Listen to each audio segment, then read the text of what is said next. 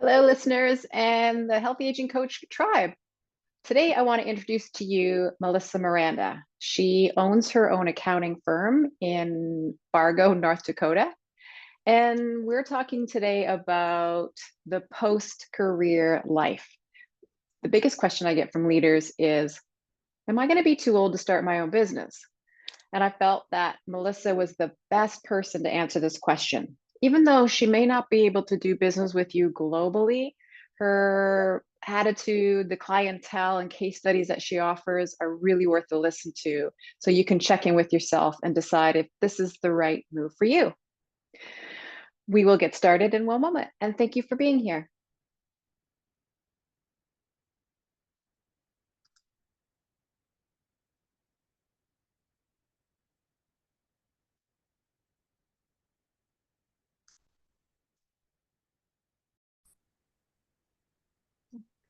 Okay, tribe, here's Melissa.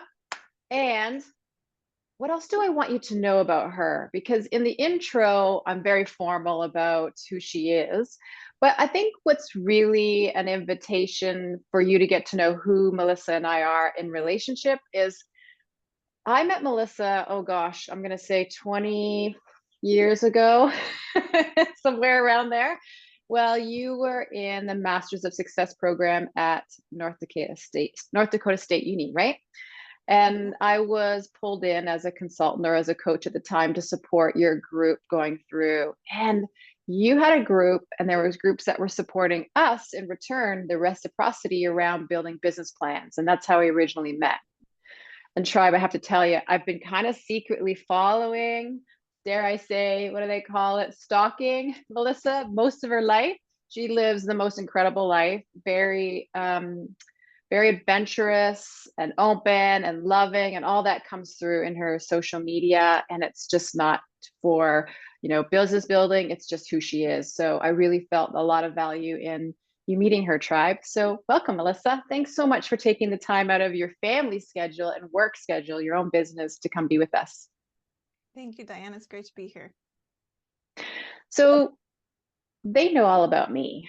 I want you to spend a little time talking about who you are, what you're up to, and then we'll, dive into the big question.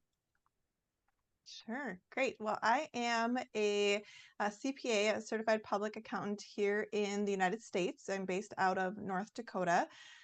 Professionally, I've had a lot of great experiences in both public and private accounting. And most recently, I started my business in the beginning of 2020. We do outsourced accounting for small businesses. Outside of that, as you mentioned, Diane and I met through a program called Masters of Success, and that's also where I met my husband, Andre.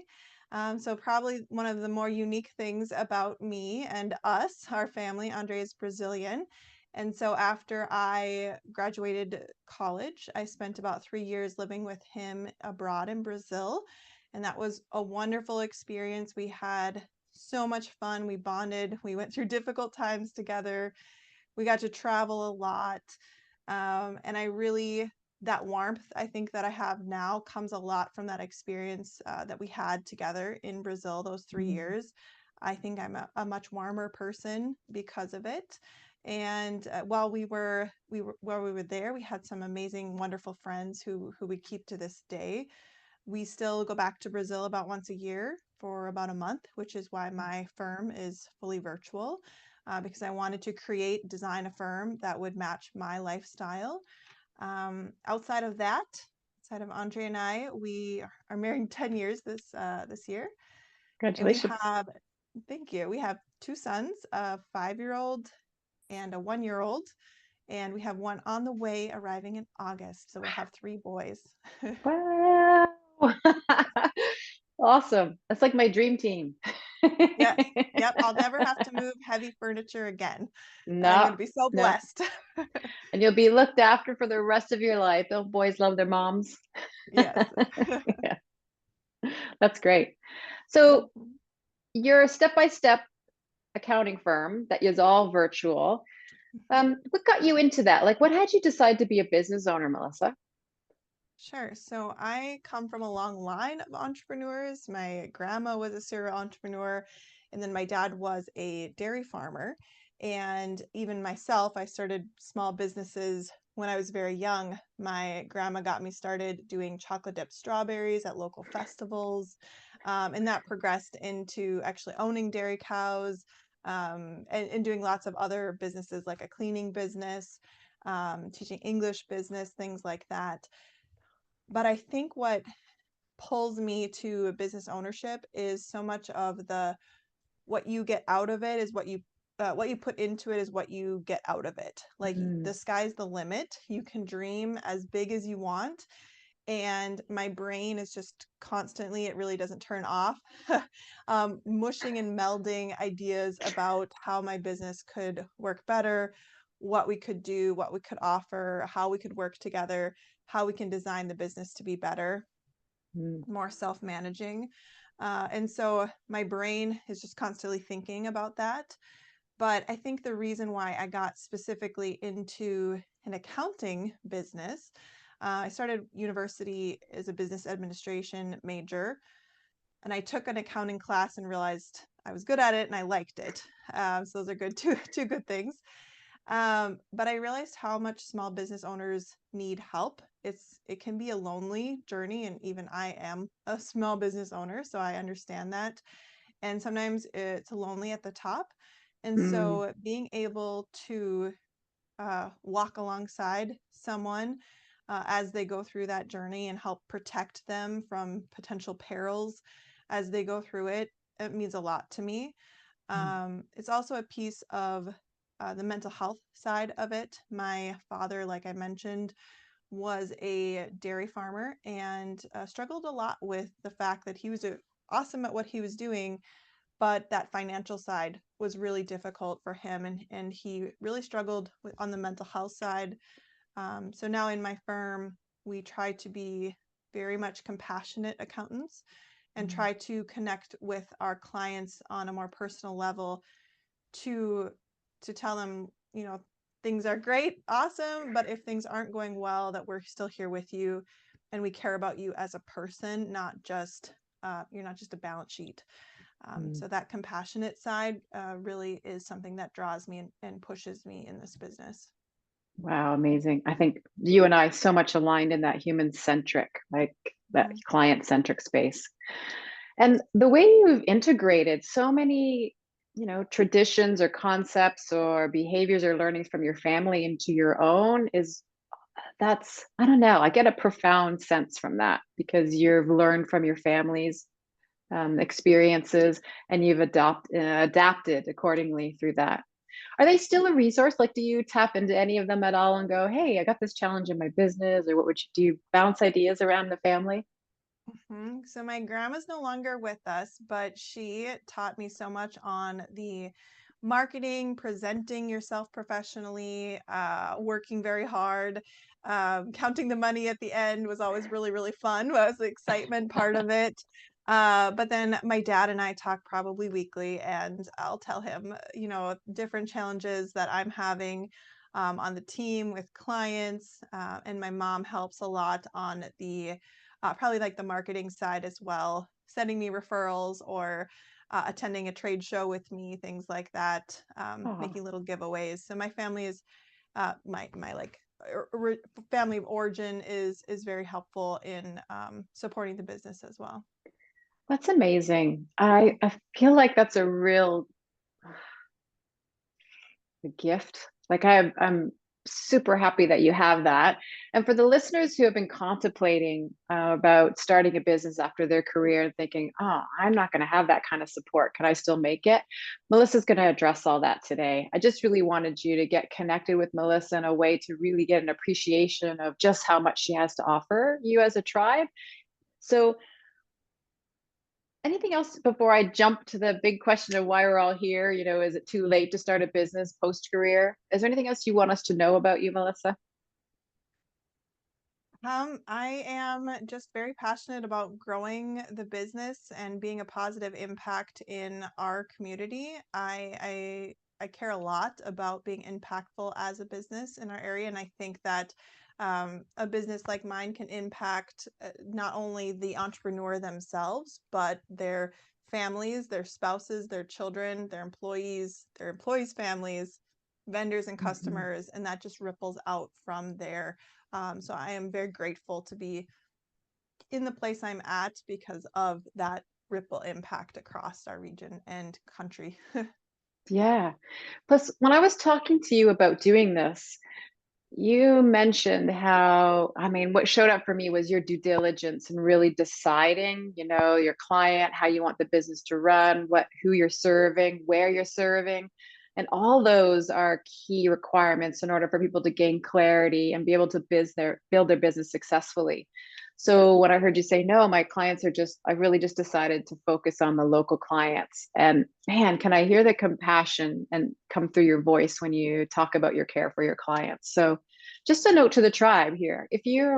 These are things I want you to, we're not just talking about the act of starting a business, but Melissa's also leaning into some key requirements or components that can help you really get clear on the kind of business you want to have and what you want it to look like.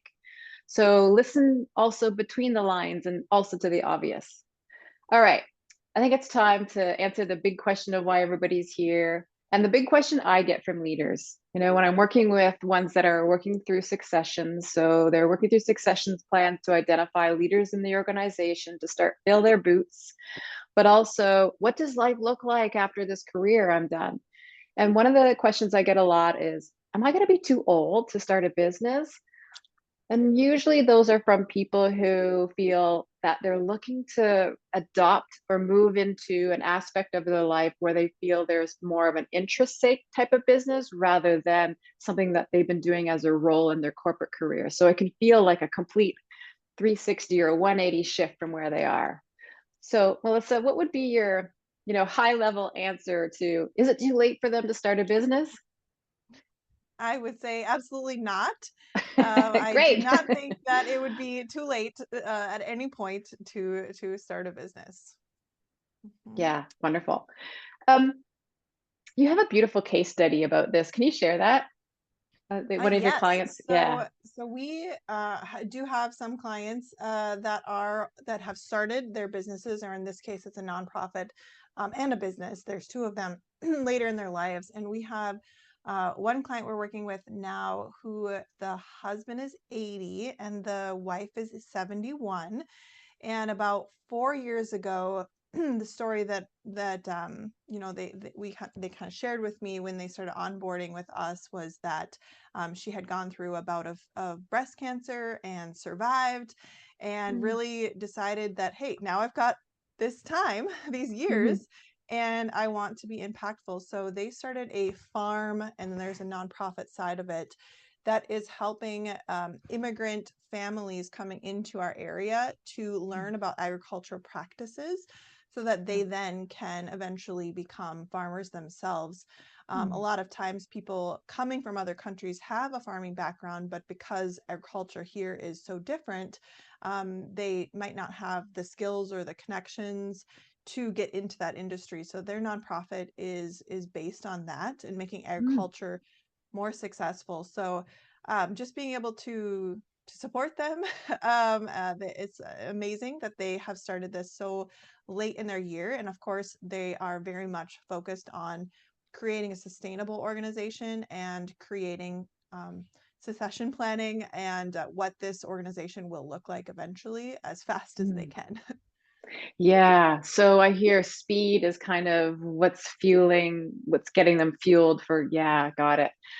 Yeah, and that's the reality of it, right? So we can't ignore some of the obvious facts. I don't want to paint any, watered down pictures here. Like, let's get simple. Let's get real in terms of one of the questions I ask all my clients is, as to what age do you want to live?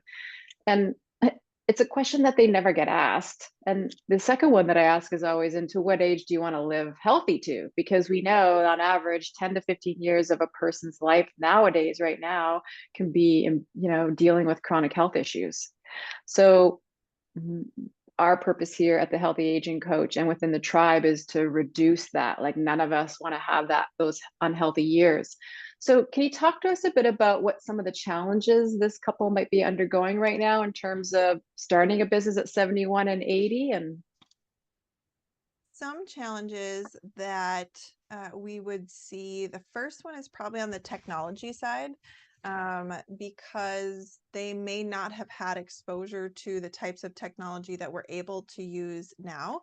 Mm, But the good point to this couple is that they recognize that there is so much more technology that can be used in a mm, business now, and is very open to saying, hey, I'm not the expert on this, but I can surround myself with people who do know this younger technology. So the technology piece, um, as far as other challenges, I would say just making sure that, and this goes for all, not necessarily just this client, but making sure that you're creating a business that is designed to fit in your life in the way that you want it to. mm, So just like I mentioned, when I started my business, I wanted something that was virtual so I could travel.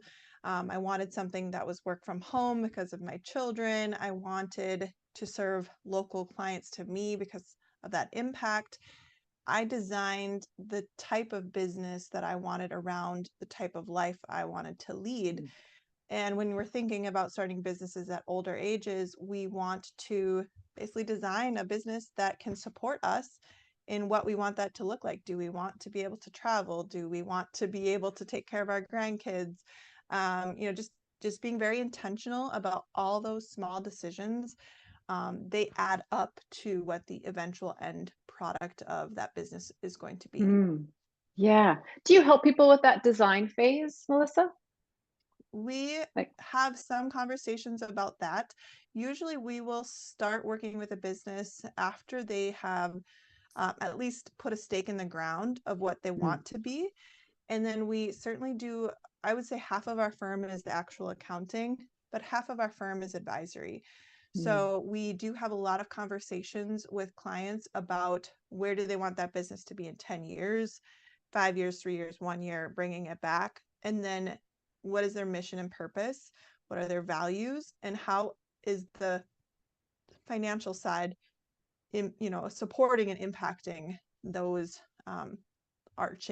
overarching mm. themes in their business. Yeah. So there's a couple of things that you've said that are pretty impactful for me over here. When you were talking about the couple, one of the things, challenge with technology, you're mentioning, what I appreciated that I heard they did was ask for help, right? Mhm. So they really get that rather than stay stuck or trying to figure out their own way through it, go to somebody who already has it done or knows how to, get it done, right? Which I feel in some of, man, our human condition today, there's something about asking for help that people are struggling with. And I really want to encourage the tribe to hear that. Be okay to ask for help. Don't stay stuck too long. The other thing you mentioned was, the accounting bit. So curiously, because I'll be honest, I was terrible about how long it took me to bring an accountant. What would you recommend? Like, what are some phases that a business might go through? Someone who's launching after their career, when might they want to invite an accountant into the process? So when you're launching a business, when you're very much at the very, very beginning, very micro, it might be okay for you to do your own accounting. When I say someone maybe should bring in an outsourced accounting firm is typically when things start getting too busy and they just can't keep up with it. Mm, When they start to have more complexity in their organization, maybe multiple locations or multiple departments, when they start hiring more people, once they get 1 to 5 employees, that's usually a tipping point, or they feel like the cash flow side of things is really complex. You've got a mm, lot of money coming and going, and you really need someone to help keep track of that. That's mm, a good time to start. But there always is sort of a middle ground. So if you are not quite at that point yet, there are ways to learn what you need to be doing. Whether that is watching a lot of YouTube videos. There's mm. awesome YouTube videos, just QuickBooks accounting type tutorial videos. And then in our firm, which other firms might offer too, but in our firm, we do diagnostic reviews, which is a quarterly service that most of the people who do that with us use it quarterly. And so they do their own accounting, but we jump into the file and we look at the file top to bottom and then let them know if there's anything that doesn't look right. So there's a way to do your own accounting, but have bumper rails on. I like So it. maybe just finding an accountant that can support you even on a part-time, once a quarter basis, just to look and make sure you're doing it right. Mm. Because a lot of times we don't know what we don't know. Absolutely. Absolutely. That's why I feel like when we have leaders who have done a fabulous career, they've given their life to an organization and now want to create their own, there's a whole different way. It's a different methodology. And I feel like accountants are so important in that journey from top to bottom. And from my own experience of not engaging one in the front end, I feel like I lost some time and energy from not getting that clarity and having to, whoa, slow really down to resort it all out again and then launch again. So that's just my own personal experience. Yep. All right. When it comes to healthy aging and people or leaders that are starting their business afterwards, are you seeing like what are some ingredients that add to the success of that you might be aware of or could give a heads up to this audience? Mhm. So, some reasons that I think starting a business at an older age would be things like you have such a large, typically, you would have a larger social and professional network. All of the Mm, people that you were maybe interacting with earlier in your career, you now know those people. And that is actually a motivating factor to me. I try to do a lot of networking and coffees and events and things like that. And I always leave thinking, hey, I can't wait to see where me and her and I are going to be in 10, 20 years in our career. And just mm, thinking about the size of the people that I will know and be connected with is so exciting. And being able to grow alongside of them as they mature in their careers, and I do as well. mm, So I think that the network that someone in their 50s or 60s or older is going to have is going to be a huge factor in their success. mm, Another piece that I think older business owners have, and I've seen this time and time again, is that wisdom piece.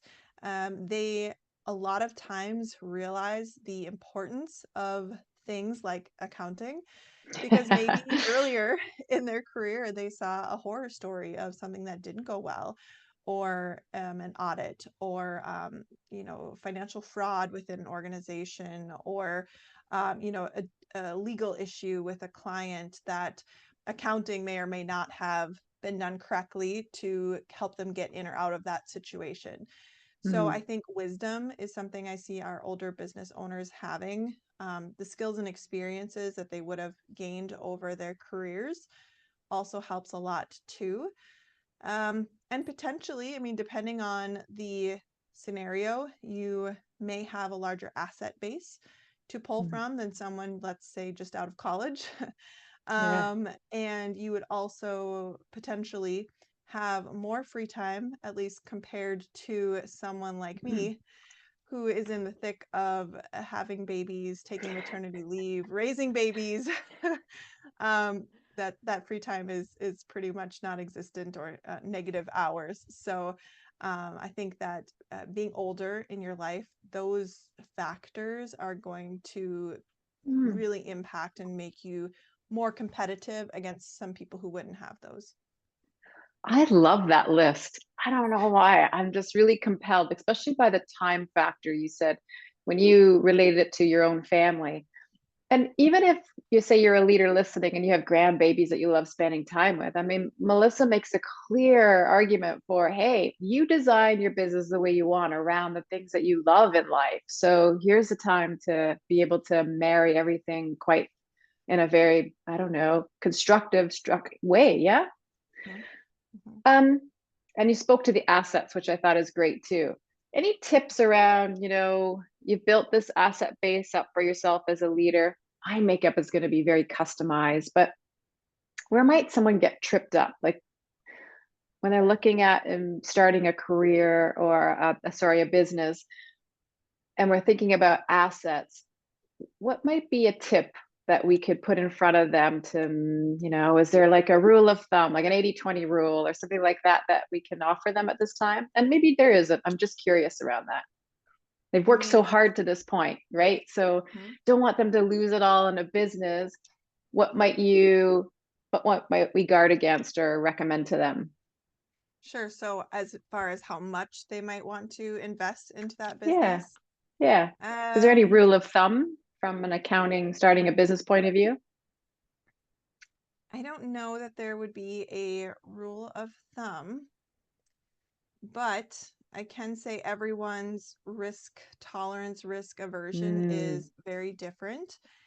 And that's something that even on a personal level, I have felt my feelings change over the years that I've had the business, mm, as I've felt it become more successful and have more traction, right? I'm willing to invest more into the business now than maybe at the very beginning. mm, And so hopefully you could start small and test the concept of what you're trying to do yeah. and get some market feedback that shows to you that it can be successful. Mm, I would certainly not bet the whole farm on it, right. but start small, get your feet wet, see what kind of market demand there is for what you're doing. And then as that proves itself to you, being willing to put more in. I come from a very conservative background on the financial side, and especially on the personal side, I'm Mm, quite conservative on spending money. And so starting to own a business has been a very different experience for me on the spending money part. Because a lot of times you have to spend money to make money. We mm, need to hire someone before we really need them, because we know that that demand is going to be coming, or we need to invest in a website or an IT company because we need to protect cybersecurity side of things. So mm, I think that in a business, we spend money a little differently than we do personally. And that feeling towards money and risk aversion, it changes over time as you feel more confident in what you're doing. definitely. Wow, to me, that's a critical self-knowledge piece. What is your risk tolerance, and pay attention to what that is and have that conversation with your accountant, right? Really getting clear on what that looks like. You've offered up a lot of ideas around tools in there. I'm not sure if you have them available, but I imagined all of a sudden over here, is there like a company startup, a business startup checklist that, when you're what to start with, or a link or something, maybe you even offer in a PDF, and people go, oh, okay, I need this and this, and they can start planning now, even though they might be still in a leadership position. Mhm. There are lots of resources like that. I don't have one that I myself have created. Yeah, But to be very honest, like even Microsoft Word, if you go in and you look at their templates, literally has a business startup checklist. beautiful. Yeah, It's just already in your Microsoft products. So you don't even have to look far. It's probably already downloaded on your computer. So, yeah. there's like even marketing checklists, I think, and a template. So when I started planning this business, I probably started planning it about 18 months before I actually went full time with it. And I was doing it very part time, like one Saturday a month type part time, from the very beginning. But I used that time to design, like I said, all the things that I wanted, so that then when I went full time, or maybe when our listeners, actually do step away from their career, you already have things in place. You have an Mhm, idea, you might have a logo, you might have a name, you might have at least a beginner business plan. So you can put all those into place before you leave your main career. And there's lots of checklists. I'd also recommend looking at your like local business development centers. mhm, Here in the United States, we have small business development centers where you can get free coaching. So they're called SBDCs in my area. We also can do, I have wonderful coaches through the SCORE program, which are retired business advisors, and it's completely free to me. And they have a whole career of experience, and they are giving back by coaching me once a month. And that's mm, free. There's women business centers for business. So if you're female, there might be some options for free or low cost business consulting there. So really look for those free opportunities in your area and get connected with those communities because they are so supportive Hmm. and great for starting businesses. Yeah. And creating your own community, right? So you and I, before we got this recording started, we were just talking about how we individually participate in our own communities, entrepreneurial communities, so we can work through challenges or business ideas together. And it just fast forwards and builds momentum and gets us out of our heads sometimes. They're super helpful. Yeah, Yeah. that's amazing. You've been really informative, Melissa. Is there anything else you want to add to the list of, possibility for people to start businesses at a later age? Or have we covered everything? Or, in general, there's not everything, but have we had a good start here? No, I think it's a great opportunity to do something different after your main career. My dad, after leaving dairy farming, he now works in a school, and he recently, with my brother, bought a wood like a lumber mill. And so on Wow. the home farm where we had our dairy cows, they're actually starting to mill like live edge wood and do custom design furniture, things like that. And that is what he wants to do when he's done working at the school. And it gives him excitement and hope for that next phase of Mm. life. And it's going to give him something to do to stay busy and keep his mind sharp and something for him to dream about in the middle of the night. So I think there's a lot of emotional aspects of starting a business that doing it at a later age, I imagine would play a lot into aging healthily, because it gives you something to live for that makes you get up in the morning and it's exciting to do. Yeah, and the purpose-based living is so important for healthy aging. And I love, I love the growth mindset your family has. It's like, okay, we're kind of done with this. How can we recreate this and build something else? Love it. Love it. Mm. Thank you for that. That's a very inspiring story for me. I hope it's inspiring for you as a listener and a viewer as well. And I know Melissa works out of North Dakota and she works with specifically in that region. And so we're really not creating access to Melissa in that way. Anything that you want to leave the viewers with having this opportunity to have heard you, Melissa? What would you like to leave them with? Sure. Well, I would always love to connect with anyone if they have Yeah. questions. Taxes, accounting, those pieces are often different depending on what country you are in. But as far as high arching business development, business growth, business design, those are certainly conversations I love to have. And so if any of this is interesting, I'd certainly let me know.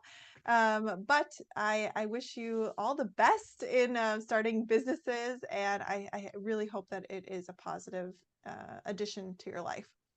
Oh, yeah, that's a great send off. And of course, you're so with us in the tribe with your generosity of spirit to reach out to you with questions in terms of the business. Thank you very much for that. So I'll make sure that in the link below, any of you viewers or listeners have access to Melissa in a conversation sense.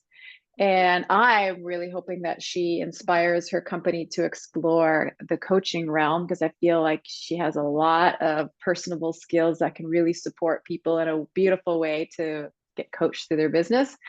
But that's my secret wish for Melissa. Oh, thanks. All right. So I would be amiss if I didn't do these fire questions with you before you left. So, to what age are you wanting to live life to? Oh man, an age? I don't think I have an age, but maybe 90 or 100. I don't think I want to live crazy long. But I would love to see grandkids and maybe great grandkids. Yeah. So you kind of answered that sub question around, what's going to allow you to be that age, 80 to 100? What will allow you to be that age? Let me just ask you that. That is okay. So I am an accountant, right? And so I do know Yes. that my husband is 9 years older than me. And I Yeah. do know that men tend to pass away maybe a decade before their wives. And so there's a good chance I will live 2 decades on my own at the end of my life. And Mm, so I told my husband I wanted at least 3 kids because I want lots of grandkids. nice. Yeah. All So right. I've already got that in mind. I do want lots of grandkids. I hope they're close to me. I really want to be an involved grandma. I want to get to be very close to my grandkids, and I think that will be a big piece of my aging strategy. Yes, we need the boys to procreate. So let's get the seeds planted in their little brains, right? Mhm, yeah, kids. So, what is something that scares you about growing older? Sure. So I have, I was very fortunate to have two grandmas living later in my life. Like the one had the business, and she has since passed away. But the later parts of her life were pretty lonely. She lost both of her husbands suddenly and tragically, which she went into some depression around that, and that was really a hard thing for her. Mm, So I think that seeing her not be connected with other people, both her age and around her, just in her community. She kind of just recluded in herself, taught mm, me the lesson that, one, I don't want to do that, but two, to make sure that I'm keeping those social connections, that I'm staying involved, that I'm, getting to be impactful. Um, my other grandma, Joyce, who is still alive now, we ask her to watch our kids, help us when she can, maybe once a month, and really involve her in our life. mm. And I think that there is a lot of value to being needed when you're older. And so, of course, we always very much appreciate the help. Um, but I think that trying to stay needed will be a strategy that I use so that I don't go into that scarier situation. Yeah. And, from what I've heard from you so far, you learned really well from your family traditions. So I think that will work for you. All right. The last one. Who's the coolest older person you know? And they could be alive or dead. I mean, I would probably go back to my grandma and then my grandma Joyce and then my grandpa who had just passed away this January. And my husband and I talk about it all the time. Like we want to be old people like they are. Mm. And the reason is that they are always doing something. They are traveling, they have a garden, they have an old antique car that they drive in parades and they park under the Downton Abbey movie premiere at our local theater. They just are always doing something. And that those are the kind of old people that we want to be when we get to that age. So having people who are role models like that in our life, and they also had just a wonderful marriage and a Mm. wonderful family close to them, and a house that my grandpa built. Just a life of being hard workers and contributors and um, very special people. So I think Wow. those are the coolest old people that I know. I'd agree with that for sure. Mhm. Good for you. And um, I'm over here left with that. We don't, for the listeners, we don't always have that privilege. And it's super important. You all know my message about finding mentors in your life that can be representative of the things that you want to achieve. And that is like closeness with others, or how to be a great grandparent, or how to be a great leader or a business owner. They're out there. We just need to be okay to ask for help and make the connection, take the action to make the connection. So Mhm. much of our human condition is about helping others. We just want to be asked. I mean, so many you in leaders I hear all the time. I say yes too much when people might come to me in task orientation, but it's the same out in the world. You see all the philanthropic and the volunteerism and things like that. Don't hesitate to ask for help. Melissa, you are so genuine and so generous. And God, I can feel you through this digital world. And it's always amazing being with you. And I can't wait to work with you in the future. That's so going to happen. And thank you so much for taking your evening and being with us. Yes, thank you, Diane, for having me. It was wonderful to reconnect after so many years. Yeah. All right, tribe. if you have any questions for Melissa, we'll make sure that we include her details. And if you're looking for any business coaching or support finding a business coach, you can always still reach out to me and I can set out some resources for you. Or we can just start with a clarification question and see what's next for you. But I want you all to be left with, it is completely a good idea to start a business after you retire or leave your leadership career. Okay, we got that? Awesome. I'll see you all inside the tribe community. And Melissa, I will be talking to you soon. Ciao now. Bye. Bye, everybody.